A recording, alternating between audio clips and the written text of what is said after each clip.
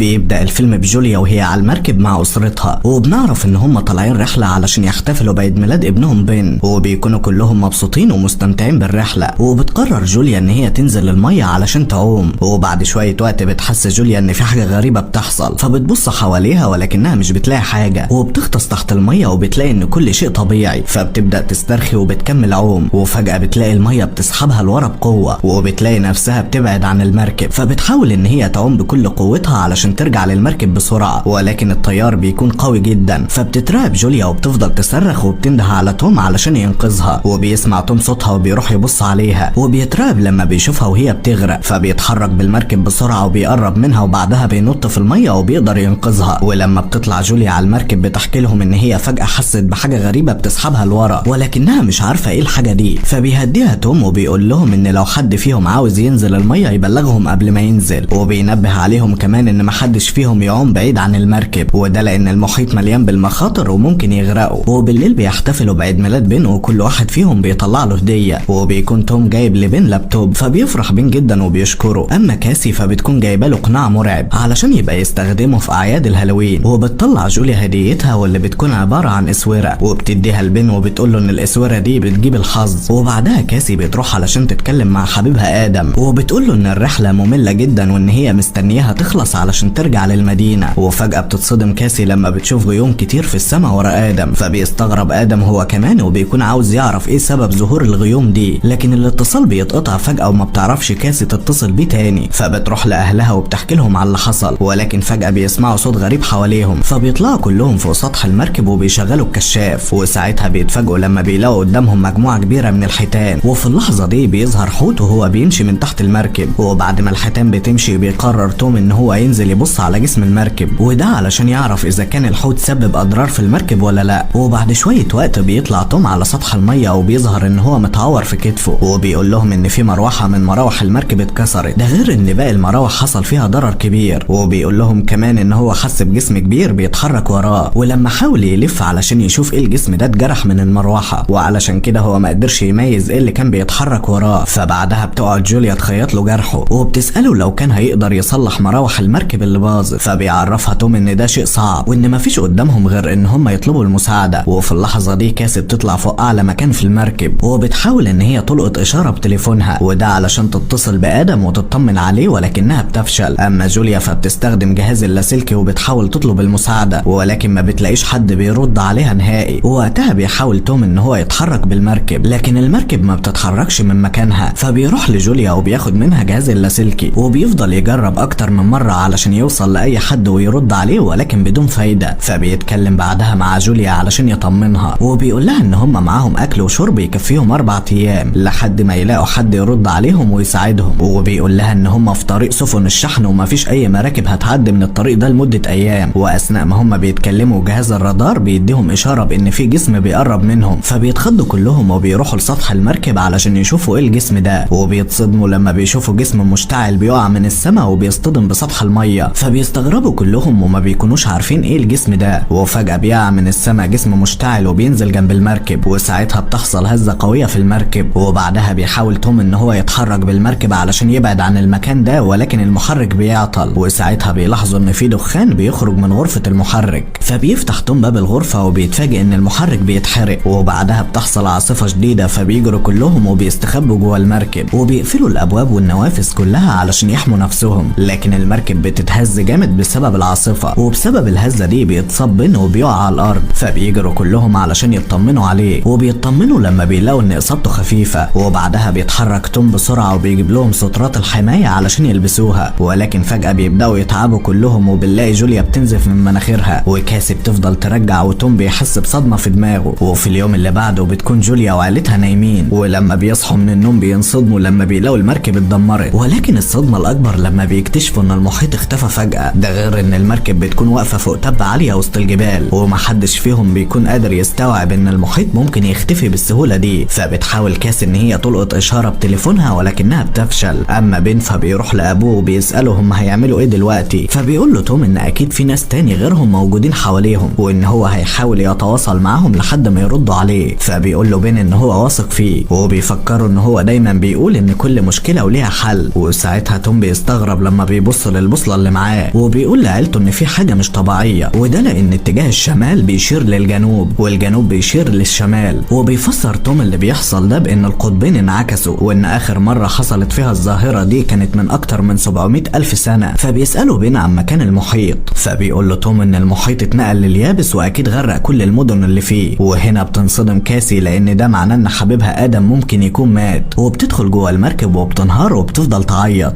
فبتدخل وراها جوليا علشان تهديها وتطمنها، وبعدها بين بيربط بالونات عيد ميلاده وبيطيرهم في السماء. ولما ابوه وامه بيشوفوه بيقول لهم ان ده علشان لو في حد عايش يشوف البالونات دي ويجي لهم. وبعدها بيدخل توم للمركب وبيقدر يشغل جهاز اللاسلكي، وبيفضل يبعت في رسائل استغاثه لحد ما بيلاقي شخص بيرد عليه. وبيعرف ساعتها ان الشخص ده اسمه ناو، وان هو كان في رحله بحريه تحت الميه بالغواصه. فبيعرفه توم بنفسه وبيقول له ان هو عالم محيطات، وان مراته بتشتغل دكتوره، ولو في حد مصاب عنده هي ممكن تعالجه. لكن ناو بيقول له ان زمايله اللي معاه ماتوا، وان هو سليم وما فيهوش اي اصابات، ولكن بيحذره وبيقول له ان الاقطاب المغناطيسيه لكوكب الارض اتعكست، لكن في اشارات بتقول ان الاقطاب دي هترجع تاني لطبيعتها في خلال اسبوع. وبيطلب منه ياخد عيلته ويروحوا لمكان عالي ويستقروا فيه، وده لان البحر لما هيرجع لمكانه هيرجع بقوه شديده وهيكون في خطوره على حياتهم. وساعتها توم وجوليا بيخافوا على اولادهم، فبيطلبوا من ناو ان هو يقول لهم على مكانه علشان يروحوا له ويستخبوا في الغواصه عنده، لان الغواصه هتكون امن من اي مكان تاني. ولكن ناو بيعرفهم ان هو مش عنده غير مكانين اتنين بس في الغواصه، فبيترجوا ان هو ياخد بين وكاسي. فبيوافق ناو وبيديهم احداثيات المكان اللي هو فيه. وبيعرف توم ساعتها ان المسافه بينهم هتاخد 3 ايام علشان يقدروا يوصلوا له. فبيقول لهم ناو ان هو هيفضل موجود جنب جهاز اللاسلكي لو احتاجوا منه اي حاجه. وبعدها توم بيقول لجوليا ان هم لازم يناموا كويس علشان هيبداوا رحلتهم تاني يوم. وفي اليوم اللي بعده قبل ما يتحركوا بيشوف توم حد جاي عليهم ومعاه الكلب بتاعه، فبيروح له بسرعه وبياخد معاه ازازه ميه. وساعتها جوليا بتشوفه وبتروح وراه، ولما بيوصل توم عند الشخص ده بيديله الميه، فبياخدها منه وبيشربها كلها. ولكن بعدها بيضرب توم بالازازه في وشه وبيوقعه على الارض، فبتتخض جوليا وبتجري عليه علشان تنقذه. لكن الشخص ده بيكون معاه رمح بدائي هو صنعه بنفسه، وبيمسكه وبيطعن بيه توم وبيموته. فبتصرخ جوليا من شده الرعب وبتحاول ان هي تجري علشان تهرب، لكن الراجل ده بيرمي عليها الرمح، ولكن الرمح ما بيجيش فيها وبيجرحها في كتفها بس. فبتكمل جوليا في طريقها لحد ما بتدخل المركب، ولما بتحس بيها كاسي بتجري عليها بسرعه هي وبين، وبيدخلوا كلهم جوه المركب وبتقفل جوليا الباب عليهم. وبعدها بتخبي بين وكاسي علشان الشخص ده ما يشوفهمش ويقتلهم، وبتدي كاسي مسدس الاشاره علشان تدافع بيه عن نفسها لو جرالها اي حاجه. وبعدها بتعالج جوليا جرحها وبتمسك سكينه علشان تدافع بيها عن نفسها. وفي اللحظه دي بيوصل الشخص المجهول للمركب، وبيفضل يزق الباب لحد ما بيقدر يفتحه وبيدخل يدور عليهم. ولما بيشوف اكل بيفضل ياكل فيه، وبيظهر ان هو عاوز يخلص على اي حد عايش على المركب، وده علشان يستحوذ على الاكل والشرب ليه لوحده. فبيفضل يدور عليهم في كل مكان. وفي الوقت ده بتقدر جوليا ان هي تطلع من فتحه في جسم المركب، وبتستخبى بسرعه علشان الشخص ده ما يشوفهاش. ولما بتتحرك من مكانها بيشوفها الكلب وبيهجم عليها وبيوقعها على الارض، لكن جوليا بتطعنه بالسكينه وبتموته. ووقتها بيكون الشخص ده على سطح المركب، وبيتعصب جدا لما بيشوف الكلب ميت قدامه. اما جوليا فبتلف من الناحيه التانيه وبتقدر تدخل للمركب تاني، ولكن الشخص ده بيهجم عليها وبيضربها بقوه وبيوقعها على الارض. وبعدها بيخنقها وبيكون على وشك انه يموتها. وفي اللحظه دي بتظهر كاسي وبتضرب الشخص ده بطلقه من مسدس الاشاره، فبيقع على الارض وبتحصل حريقه في المركب. فبتتحرك جوليا بسرعه وبتاخد معاها اللي تقدر عليه من الاكل والشرب. وبعدها بتخرج هي واولادها من المركب وبيروحوا عند جثه توم وبيفضلوا يعيطوا. وساعتها جوليا بتتفاجئ ان الشخص ده لسه عايش وبيخرج من المركب، فبتاخد اولادها وبيطلعوا يجروا بسرعه قبل ما يلحقهم. وبتفضل جوليا تجري مع اولادها لحد ما بيبعدوا شويه، وبعدها بيقعدوا علشان يستريحوا. وبتطلع جوليا الخريطه علشان تعرف مكان الغواصه. فبتقول كاسي لامها ان البالونات هي اللي دلت القاتل على مكانهم. فبيتضايق بين اكتر وبيحس بالذنب وبيرفض يتكلم مع حد، ولكن جوليا بتروح له وبتقول له ان هو ملوش ذنب في اللي حصل. وبتفضل تتكلم معاه لحد ما اعصابه بتهدى. وبعدها بيكملوا مشي، والاماكن اللي حواليهم بتكون عباره عن صحراء، وبيظهر ان في اسماك كتير ميته بسبب اختفاء المحيط. وفجاه بتشوف جوليا الشخص جاي وراهم، فبتاخد اولادها وبيفضلوا يجروا بكل قوتهم لحد ما بيقدروا يبعدوا عنه مسافه كبيره. وساعتها جوليا بتكتشف ان بنت تعبان وبيعاني من الجفاف، فبتخليه يقعد علشان يستريح وبتديله ميه علشان يشرب. لكنها بتنصدم لما بتلاقي الميه اللي في الازازه خلصت. فبتقول لها كاسي ان هي نسيت الازازه مفتوحه. فبتنهار جوليا وبتفضل تزعق لها، وبتقول لها ان هم ممكن يموتوا بسبب قله الميه. فبتتضايق بتتضايق كاسي من كلامها وبتقول لها ان هم كده كده هيموتوا، وبتعرفها ان هي مش هتقدر تنقذهم من كل المخاطر اللي حواليهم. فبتفقد جوليا اعصابها وبتفضل تصرخ، ولكنها بتقدر تتمالك اعصابها وبتاخد اولادها وبيكملوا في طريقهم، وبيفضلوا ماشيين لحد ما بيلاقوا طياره قدامهم. فبتفتح جوليا باب الطياره وبيدخلوا يقعدوا فيها، وبعدها جوليا بتدي اولادها اكل وبتطلب منهم بعد ما ياكلوا يناموا. وبتشوفها بعدها كاسي وهي ماسكه صوره ليهم كلهم، وبتكون جوليا حزينه جدا بسبب موتهم. فبتقول لها كاسي ان هي مش مصدقه ان هي مش هتشوفه تاني، وبتطلب منها ان هي تحكي لها على اول مره قابلت فيها ابوها. فبتحكي جوليا وهي متاثره ان هي وقتها كان عندها 22 سنه وكانت بتتدرب في المستشفى، ووقتها جه توم على المستشفى وكان معاه زميله اللي اتعرض لحادث. وبتقول جوليا ان توم اعجب بيها من اول ما شافها، وبعد يومين اتفاجئت بيه وهو مستنيها بره المستشفى ومعاه ورد، واتعرفت عليه وارتبطوا ببعض لحد ما في يوم جات لتوم سفريه تبع الشغل، وقال لها ان هو مش هيسافر غير لما هي تروح معاه. وبتقول جوليا ان الخطوه دي كانت صعبه عليها وقتها، لان هي هتسيب شغلها وهتروح مكان تاني تبدا فيه من الاول. ووقتها توم قال لها جملته المشهوره وهي ان كل مشكله وليها حل. وبعدها كلهم بيناموا وبتصحى كاسي علشان تروح تعمل حمام، وساعتها بيظهر الشخص ده وبيهجم عليها علشان يقتلها، لكن جوليا بتيجي من وراه وبتطعنه بالسكينه، فبيقع على الارض وهي بتنزل عليه وبتفضل تطعن فيه لحد ما بتموته. فبتروح لها كاسي وبتهديها وبيدخلوا يناموا في الطياره، وتاني يوم بيطلعوا من الطياره علشان يكملوا رحلتهم، ولكنهم بيتفاجئوا من منظر جثه الشخص ده، واللي بيظهر ان هي تعرضت لهجوم من حيوان متوحش. وساعتها جوليا بتحذر اولادها وبتقول لهم ان هم هيواجهوا حاجه خطيره هم مش عارفين هي ايه. وبعدها بيمشوا لفتره طويله لحد ما بين بيشوف بركه ميه قدامه، فبيجري عليها وبيحط وشه فيها علشان يشرب، لكن كاسي وجوليا بيجروا عليه بسرعه وبيمنعوه. وساعتها جوليا بتزعق له وبتقول له ان هو كده ممكن يتصاب بمرض، وفعلا بيتعب من بعدها على طول. وجوليا وكاسي بيساعدوه علشان يمشي لحد ما بيوصلوا لمكان بيكون فيه كراسي كتير، فبيقعدوا بين على كرسي علشان يستريح. اما كاسي فبتساعد امها وبيعملوا كوخ صغير من الكراسي علشان يقعدوا فيه. وساعتها جوليا بتطلع حقنه من شنطتها وبتحقن بيها بن، وده علشان حالته تتحسن ويقدر يمشي على رجليه. وبعدها بيناموا كلهم، ولكن جوليا بتصحى بعد شويه، وده لان هي سمعت صوت حاجه غريبه حواليهم، ولما بتطلع بره بتسمع الصوت بيقرب عليهم، فبتترعب وبترجع لاولادها بسرعه وبتصحيهم من النوم وبيطلعوا يجروا كلهم. ووقتها بيلاقوا قدامهم سفينه شحن مقلوبه وبيكون واقع منها حاويات كتير، وبيشوفوا كمان 3 من عمال السفينه، فبيجروا بسرعه عليهم علشان يطلبوا المساعده منهم، ولكن العمال بيخافوا منهم وبيدخلوا جوه الحاويه وبيقفلوا على نفسهم. فبتساعد جوليا اولادها يطلعوا هم فوق الحاويه، وهنا بتظهر مجموعه كبيره من السلطعون وبيعوروا جوليا في رجليها قبل ما تطلع فوق الحاويه. وفي نفس الوقت السلطعونات بيدخلوا جوه الحاويه من خلال فتحه صغيره وبيهجموا على ال3 العمال اللي فيها، وبيفضلوا العمال يضربوا عليهم نار، ولكن السلطعونات بيكون عددهم كبير وبيهجموا عليهم وبيقتلوهم كلهم. وفي الوقت ده جوليا واولادها بيكونوا قاعدين فوق الحاويه، وبتربط جوليا رجليها ولكن بتتعب وبيغمى عليها، وبعد شويه بتفوق بسبب عاصفه رمليه شديده، فبتنزل بسرعه وبتفضل تدور على اولادها. وبتيجي كاسي على صوتها وبتحضنها وبتكون فرحانه ان هي فاقت وبقت احسن. وبعدها بتاخدهم جوليا وبيدخلوا جوه الحاويه علشان يحموا نفسهم من العاصفه. ووقتها بتستخدم جوليا بارود الطلقات اللي بتلاقيها وبتكوي بيها جرحها، وبعدها بتربط رجليها كويس علشان الجرح ما يتلوثش. وساعتها بتطلب من بين وكاسي ان هم ياخدوا اي اسلحه يشوفوها، وبعدها بيشربوا من الميه اللي لقوها جوه الحاويه. وبتروح بعدها جوليا تدور على جهاز لاسلكي جوه الحاويات التانيه، وبتقدر فعلا ان هي تلاقي جهاز، وبتتصل بناو وبتحكي له على كل اللي حصل لهم. فبيقول لها ناو ان هو كمان اتعرض لهجوم السلطعونات الليله اللي فاتت، وبيعرفها ان هي لازم تروح له بسرعه، وده لان المحيط بيتحرك بسرعه اكبر من المتوقع، وان هو هيوصل للمكان في خلال ساعات قليله. فبتقول له جوليا ان الخريطه ضاعت منها وهي مش عارفه توصل له، فبيطلب منها ناو ان هي تبص للسماء، وبعدها بيضرب طلقه في السماء من مسدس الاشاره. واول ما جوليا واولادها بيشوفوا الطلقه بيقدروا ان هم يحددوا مكانه، وبيتحركوا ناحيته بسرعه، وبيمشوا في وسط ممر في الجبل. وفجاه بتحصل عاصفه والدنيا بتمطر، وبسبب المطر الصخور بتتحرك من مكانها وبتقع عليهم. وساعتها جوليا بتزق اولادها بعيد علشان تحميهم، وبتقع الصخور عليها هي وبتتصف رجليها وما بتقدرش تتحرك،